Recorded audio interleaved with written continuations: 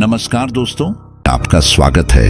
आज मैं आपको एक ऐसी खौफनाक कहानी सुनाने जा रहा हूं जिसे सुनकर आपके रोंगटे खड़े हो जाएंगे। क्या आपने कभी सोचा है कि जब आप रात के अंधेरे में अकेले सफर कर रहे होते हैं तो क्या वाकई आप अकेले होते हैं? यह कहानी एक ट्रक ड्राइवर की है जिसने 14 दिन के सफर में एक ऐसी रूहानी सच्चाई का सामना किया जिसे सुनकर आप सोचना बंद नहीं कर पाएंगे। लेकिन ध्यान रहे, कमजोर दिल वाले इसे न सुने, क्योंकि ये कहानी आपको रात भर सोने नहीं देगी। तो तैयार हो जाइए मिस्टर एक्स फाइल्स की आज की सबसे डरावनी कहानी के लिए। दोस्तों, आगे की हमारी कहानी हमारे एक भाई मनोज जी के दृष्टिकोण से होने वाली है। मैं एक ट्रक ड्राइवर हूँ। मुझे यह काम करते हुए बहुत साल हो गए थे। पूरे इलाके में सबसे अच्छा और मजबूत ट्रक मेरे पास ही था। वैसे तो मैं रातों को सफर किया करता था, लेकिन आज मेरे पास एक अजीब सा आदमी आकर बैठ गया। उसने अपना चेहरा छुपाया हुआ था और कहने लगा कि रात का सफर है, सामान लेकर जाना है। 14 दिन का काम है, लेकिन काम ऐसा करना है कि पूरी रात सफर करना पड़ेगा। मैंने कहा कि कर लेंगे भाई साहब, कौन सी नई बात है। उसने कहा कि देखो, जिस जगह से जाना है वह जगह बड़ी खौफनाक है। ये ना हो कि तुम डर जाओ और बीच रास्ते में काम छोड़ दो, क्योंकि इससे पहले भी कुछ लोगों को यह काम दिया था, लेकिन उन्होंने सही से काम नहीं किया। मैंने कहा कि क्या रास्ते में कोई चोर डाकुओं का डर है? वह कहने लगा कि नहीं, चोर डाकुओं की बात नहीं है। लेकिन अभी उसने अपनी बात पूरी नहीं की थी कि मैं बोल पड़ा। मैंने कहा कि जब कोई दिक्कत नहीं है तो क्या प्रॉब्लम है, देख लूंगा मैं, आप एडवांस दे दीजिए। फिर उसने एडवांस की जगह पूरा पेमेंट दे दिया और कहा कि बस मेरा काम हो जाना चाहिए, और रास्ते के बारे में मैंने इस कागज पर लिख दिया है, इसे देखकर चले जाना। उसने मुझे पता लिखकर दे दिया और मैं भी खुश हो गया, क्योंकि मुझे 2 हफ्ते का पक्का काम मिल गया था, वरना कभी काम मिलता था, कभी नहीं मिलता था। और फिर उसने मुझे पैसे भी पूरे दिए थे। उसने कुछ लिखा पढ़ी भी नहीं की थी। मैं पैसे लेकर भी जा सकता था, लेकिन मैं अपने काम के प्रति ईमानदार था। मुझे इस इलाके में काम करते हुए काफी साल हो गए थे। गांव में मेरी एक माँ थी, छोटी छोटी बहनें थीं और मेरी मंगेतर भी थी, जिसके साथ मेरी सगाई हो गई थी और जल्द ही हमारी शादी भी होने वाली थी। इसलिए मुझे पैसों की जरूरत थी। खैर, मैंने सामान लोड किया और ट्रक में बैठा। दिए गए एड्रेस की तरफ देखा तो मुझे रास्ते की समझ आ गई। फिर मैंने सोचा कि इसमें ऐसी कौन सी नई बात है, यह तो सीधा सा रास्ता है। लेकिन जैसे ही इस रास्ते पर चला तो समझ में आने लगा कि क्यों उस आदमी ने कहा था कि बीच में काम छोड़ मत देना, क्योंकि ये रास्ते तो पूरे अजीब लग रहे थे। पूरी सड़क पर सिर्फ मेरा ट्रक अकेला भाग रहा था और आसपास कोई भी वाहन नहीं था। रास्ते में 2-3 बार कब्रिस्तान आया। मैं सोचने लगा कि शायद एक ही जगह पर 2-3 कब्रिस्तान बनाए गए हैं, लेकिन कुछ दूर और चलने पर पता चला कि 2-3 कब्रिस्तान नहीं थे। एक ही कब्रिस्तान था जो बहुत बड़ा था। शायद इस इलाके का सबसे बड़ा कब्रिस्तान यही था। इंसान बड़ा ही अजीब होता है, जिंदा लोगों से भी डरता है और मरे हुए लोगों से भी डरता है। हर कब्रिस्तान में तो मुर्दे ही होते हैं, बल्कि मुर्दे भी नहीं होते, उनकी कंकाल ही होती है। ऐसे में डरने की क्या बात है। पहला दिन तो मेरा बड़े अच्छे तरीके से गुजर गया, मुझे कोई परेशानी नहीं हुई। लेकिन दूसरे दिन मेरे साथ अचानक ऐसी बात होने वाली थी जिसकी मैंने कल्पना नहीं की थी। दूसरे दिन मैंने जब देखा कि जैसे ही मैं कब्रिस्तान के पास से गुजरा, मुझे ऐसा लगा कि मेरी सीट के पीछे कोई बैठा है। उसके जो घुटने थे वह मेरी सीट के साथ टच हो रहे थे, मेरी कमर में लग रहे थे। ऐसे घुटने तो औरतों के ही हो सकते हैं, क्योंकि औरतों की टांगें लंबी लंबी होती हैं और उनके बैठने का तरीका भी ऐसा ही होता है। आपको मैं बता दूं कि मैं पहले बस चलाया करता था, और जब मेरी ड्राइविंग सीट के पीछे कोई औरत बैठ जाती थी तो बिल्कुल इसी तरह का एहसास होता था। लेकिन अभी तो मेरे पीछे कोई भी नहीं बैठा था। तभी मैंने अपनी सीट को थोड़ा पीछे किया तो अचानक से मेरा दिल बैठ गया। मुझे ऐसा लगने लगा कि वाकई कोई पीछे बैठा है। मैं आगे वाले शीशे में देखता तो मुझे पता चल जाता कि मेरे पीछे कोई बैठा है या नहीं, और मेरी नजर भी उसी तरफ जा रही थी। अभी मेरा दिमाग यही प्रोसेस करने की कोशिश कर रहा था कि अब मैं क्या करूं कि अचानक से वह एहसास होना बंद हो गया। मुझे लगा कि शायद मुझे नींद आ रही है, इसलिए ऐसा महसूस हुआ। मैंने सोचा कि कल से अपने साथ चाय वाला थर्मस रखूंगा, क्योंकि यह रास्ता बड़ा ही अजीब था। इस रास्ते में न तो कोई ढाबा था और न ही कोई होटल। पूरा रास्ता सुनसान और वीरान था। सिर्फ झींगुर की आवाज थी, वह भी ट्रक की आवाज से दब रही थी। गलती से भी कोई और मुझे इस सड़क पर दिखाई नहीं दे रहा था। मेरी आदत थी कि मैं कभी चेक नहीं किया करता था कि सामान पीछे क्या लोड हो रहा है, क्योंकि जब सामान लोड हो जाता था तो मुझे वैसे भी पता चल जाता था। ज्यादातर फल फ्रूट होते थे, लकड़ियां होती थीं। पत्थरों का काम मैं नहीं लेता था, क्योंकि पत्थरों से मेरा ट्रक खराब हो जाता था। लेकिन इस बार उन्होंने क्या लोड किया था मुझे मालूम नहीं था। मेरा ट्रक बड़ा भारी भारी लग रहा था। ऐसा लग रहा था कि वजन ज्यादा हो गया है। ज्यादा स्पीड से मेरा ट्रक नहीं चल पा रहा था, इसलिए मुझे समय भी ज्यादा लगने लगा। तीसरा दिन था जब मैं फिर से उसी कब्रिस्तान के पास से गुजरने लगा। तभी मेरा ट्रक अचानक रुक गया। मैं हैरान रह गया कि अब इसको क्या हो गया। अभी तो ठीक ठाक चल रहा था, क्योंकि जब गाड़ी खराब होती है तो कुछ ना कुछ पता चल जाता है। मुझे समझ आ ही जाता है कि क्या प्रॉब्लम हो सकती है। लेकिन ट्रक अचानक से रुक गया। ऐसे रुका कि जैसे चलना ही भूल गया हो। मैं बाहर निकला, पीछे जाकर देखा, अगले और पिछले टायर चेक किए, मगर सब कुछ ठीक ही लग रहा था। जब वापस अपनी ड्राइविंग सीट पर आकर बैठने लगा तो मेरे कदमों के नीचे से जमीन खिसक गई, क्योंकि मेरी ड्राइविंग सीट पर पहले से ही कोई बैठा हुआ था। दोस्तों, यकीन मानिए, मेरा दिल इतनी बुरी तरह से धड़क रहा था कि मुझे लगा कि मैं अभी मर जाऊंगा। वह आई तो अचानक ही थी, लेकिन बहुत सुंदर थी। उसने लंबे फ्रॉक पहन रखे थे जो उसके पांवों को छुपा रहे थे। उसका फ्रॉक सफेद रंग का था और काफी ढीला ढाला था। उसके बाल लंबे लंबे थे, चेहरा एकदम गोरा और होठों पर लाल लिपस्टिक लगी हुई थी। उसकी आंखों में गहरा काजल था, जैसे किसी ने उसे कुछ ज्यादा ही भरकर लगाया हो। वह सुंदर लड़की मेरी सीट पर बैठी हुई थी और स्टीयरिंग पर हाथ भी रखे हुए थी। इससे पहले कि मैं कुछ बोलता, वह खुद ही बोल पड़ी। कहने लगी, चलो चलो, मुझे आगे छोड़ देना है। मैंने हड़बड़ाते हुए कहा, आप कहां से आई हैं? उसने कहा, इधर से आई हूं। आपको तो पता है कि इस पूरे रास्ते पर कोई आता जाता नहीं है। मेरे तो पैरों में दर्द हो गया है, इसलिए अंदर आकर बैठ गई। वह लड़की अजीब थी। वह बात ऐसे कर रही थी जैसे वह पलकें ही नहीं झपक रही हो। वह मेरी आंखों में कुछ ज्यादा ही ध्यान से देख रही थी। जब उसके होंठ मुस्कुराते थे तो उसकी आंखें पत्थर जैसी हो जाती थीं, और जब उसकी आंखें कुछ कहने की कोशिश करती थीं तो उसके होंठ बिल्कुल स्थिर हो जाते थे। मैं आप लोगों को समझाने की कोशिश कर रहा हूं कि उस लड़की के चेहरे के हाव भाव कुछ इंसानी नहीं लग रहे थे। उसके बोलने का तरीका भी अलग था।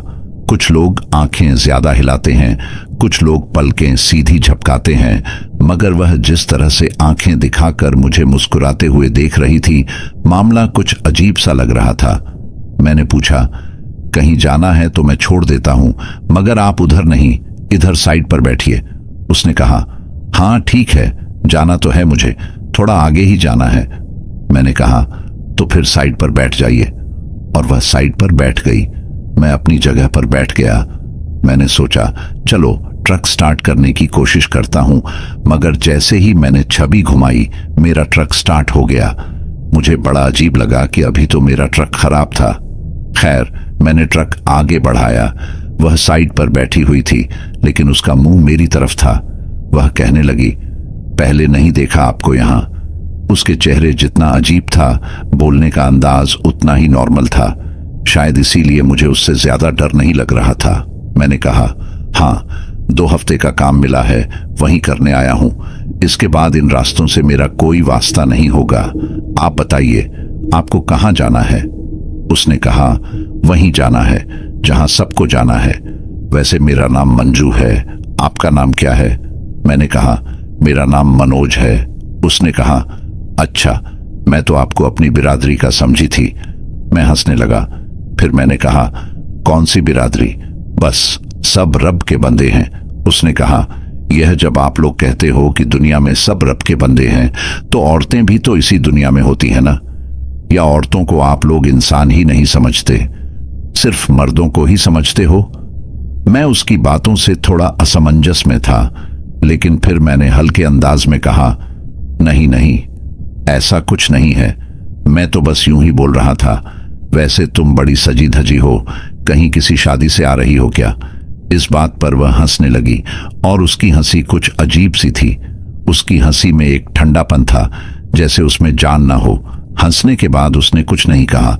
वह अचानक से चुप हो गई। ऐसा महसूस हो रहा था जैसे उसने हंसने का कोई कारण ही ना हो, या उसे हंसने की वजह समझ ना आई हो। अब वह सीधा सामने देख रही थी और चुपचाप बैठी थी। मैं अपनी जिंदगी में ऐसी कई लड़कियों से मिल चुका था जिनका बर्ताव अजीब होता है, मगर इस लड़की का बर्ताव बाकियों से अलग था। ये कुछ ज्यादा ही रहस्यमयी थी। कुछ इंसानी हरकतें हमें अजीब लग सकती हैं, लेकिन सामान्य होती हैं, मगर इस लड़की की हरकतें किसी और ही दुनिया की लग रही थी। उसकी हर एक क्रिया मुझे डराने लगी थी। उसने कहा, 20 किलोमीटर के बाद मुझे उतार देना। मैंने गाड़ी चलाते चलाते कहा, ठीक है, 20 किलोमीटर बाद रुक जाऊंगा।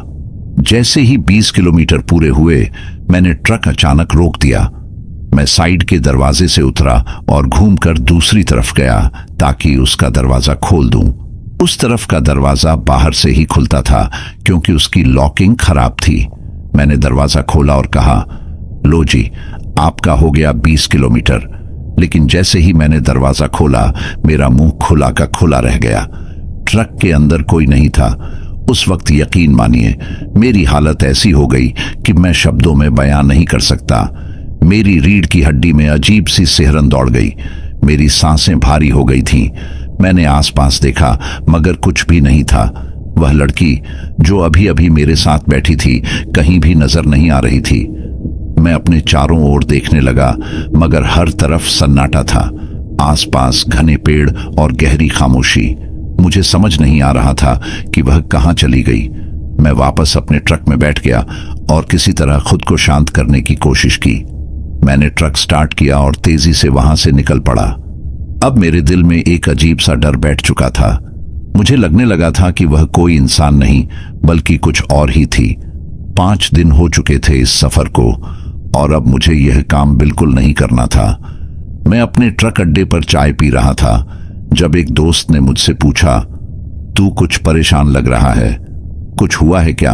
मैंने उसे देखा और फिर सोचा कि क्या मैं उसे यह सब बताऊं। मैंने जवाब दिया, यार, तू भूत प्रेतों पर यकीन करता है। वह हंसा और बोला, भूत प्रेत क्या, इंसान से बड़ा कोई भूत नहीं होता। मैं तो इन सब बातों पर यकीन नहीं करता। तू क्यों पूछ रहा है, तेरे साथ कुछ हुआ है क्या? मैंने उसे बताया, कुछ खास नहीं, बस यूं ही। वैसे सुनने में आया है कि तूने जो काम लिया है उसे करने से लोग मना कर रहे थे। इसकी क्या वजह थी?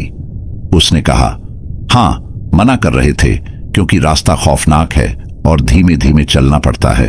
लेकिन इसका मतलब यह नहीं कि कोई भूत प्रेत है। ऐसा कोई मामला नहीं है। मैंने उसकी बात को अनसुना किया और सोचा कि आज रात मैं बिल्कुल भी नहीं रुकूंगा, सीधा चलता रहूंगा। अगर चलना जारी रहेगा तो शायद ऐसा कुछ दोबारा न हो। वैसे भी हो सकता है कि जब मैंने दरवाजा खोला वह लड़की कूद कर चली गई हो, या शायद मैंने जागती आंखों से कोई सपना देखा हो। फिर मुझे याद आया कि उस आदमी ने मुझे जो पैसे दिए थे उसके पास मेरा नंबर था। मैंने सोचा उससे बात करूं, मगर वह आदमी फिर कभी नजर नहीं आया। मैं एक रात फिर उसी रास्ते पर जा रहा था। 8वां दिन था और मुझे लग रहा था कि मेरी आंख लगने वाली है। ट्रक मेरे हाथ से बेकाबू होने लगा था। तभी अचानक किसी ने मेरे स्टीयरिंग को पकड़ा और मुझे कहा, आराम से। मैंने तुरंत स्टीयरिंग को संभाला और देखा तो वह मंजू थी। मेरा दिल तेजी से धड़कने लगा। मैं जोर से चिल्ला उठा। ट्रक सड़क पर वापस आ गया था, मगर मैं बुरी तरह से घबरा गया था। वह फिर से मेरे बगल में बैठी थी। उसकी आंखें फिर से पत्थर जैसी हो गई थीं, मगर चेहरे पर वही रहस्यमयी मुस्कान थी। मैंने डरते हुए पूछा, तुम कौन हो? चली जाओ यहां से। उसने जवाब दिया, क्यों चली जाऊं? अगर मैं न होती तो तुम्हारी जान कौन बचाता? देखो, तुम तो सोने ही वाले थे। अगर तुम्हारी आंख लग जाती तो अब तक मर चुके होते। मैंने कांपते हुए कहा, तुम कोई इंसान नहीं हो, कोई लड़की नहीं हो। वह मुस्कुराई और कहा, तुम्हें मुझसे डरने की जरूरत नहीं है, मैं तुम्हारे साथ ही हूं। अब मुझे 20 किलोमीटर के बाद छोड़ देना, जैसा तुम हर बार करते हो। मैंने घबराते हुए ट्रक चलाया। जैसे ही वह 20 किलोमीटर आए, वह फिर से गायब हो गई। अब मुझे यकीन हो चुका था कि वह लड़की कोई इंसानी लड़की नहीं है। मेरे पास कोई रास्ता नहीं था। मैंने सोचा, इस काम को छोड़ दूं, उस आदमी से संपर्क करूं जिसने मुझे यह काम दिया था। मैंने उसके आदमियों से बात की, मगर उन्होंने सिर्फ इतना ही बताया कि उसे आशिफ कहते हैं और उसका कोई नंबर नहीं है। अब मेरे मन में अजीब अजीब ख्याल आने लगे थे। कौन था ये आशिफ और उसने मुझे ये काम क्यों दिया? उस लड़की के बारे में सोच सोच कर मेरा दिमाग चकराने लगा था। 10 दिन बीत चुके थे और अब मुझे और 4 दिन काम करना था, मगर मुझ में हिम्मत नहीं बची थी। 4 दिन और बहुत लंबे लग रहे थे। मुझे लगा कि अब और कुछ हो गया तो शायद मैं इस काम से जिंदा लौट नहीं पाऊंगा। हर रोज मुझे यह चिंता सताने लगी थी कि अब अगली बार क्या होने वाला है। एक दिन सुबह के समय मैंने सोचा कि इस पूरे मामले की जानकारी किसी से लूं जो इस इलाके को अच्छी तरह जानता हो।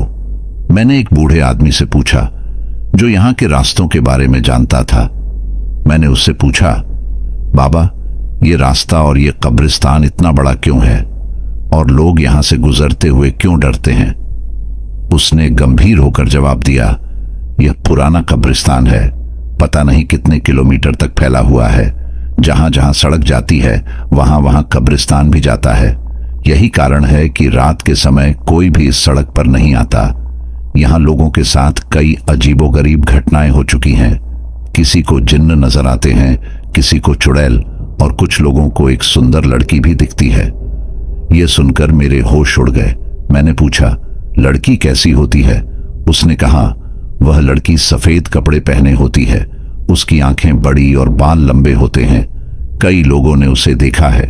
वह कहती है कि मुझे थोड़ी दूर छोड़ दो, मगर जो उसे साथ ले जाता है वह वापस नहीं आता। मैं समझ गया था कि जिस लड़की को मैंने देखा था वही इस बूढ़े आदमी की बात कर रहा था। उसने बताया, वह बहुत ही खूबसूरत होती है, लेकिन उसके साथ जाना किसी की जिंदगी का आखिरी सफर साबित हो सकता है। और सुन, जो लोग उसे देखते हैं उनके साथ कुछ न कुछ जरूर होता है। अब मेरी हालत और भी खराब हो गई थी। मैंने उससे कहा, तो क्या तू मानता है कि यह लड़की किसी की रूह है? उसने मेरी तरफ गंभीरता से देखा और कहा, सुन बेटा, हर रास्ता जाने का नहीं होता। यह लड़की वह नहीं जो तुझे दिख रही है। यहां इस रास्ते पर बहुत सी आत्माएं भटक रही हैं और कुछ अपनी पीड़ा बांटने के लिए लोगों को रोकती है। कुछ भटकती रूहें अच्छी होती हैं तो कुछ खतरनाक। तूने अब तक का सफर सही सलामत कैसे पूरा कर लिया, यह तो बड़ी बात है। अगर तुझे कुछ नहीं हुआ तो अब भी वक्त है, यह काम छोड़ दे। हर रास्ते पर चलने की जरूरत नहीं होती। उसकी बातों ने मेरे दिमाग को झकझोर दिया। अब मुझे सच में लगने लगा था कि यह रास्ता सिर्फ सामान पहुंचाने का नहीं है। मैंने सोचा, क्या यह वही लड़की थी जिसका मैंने सामना किया?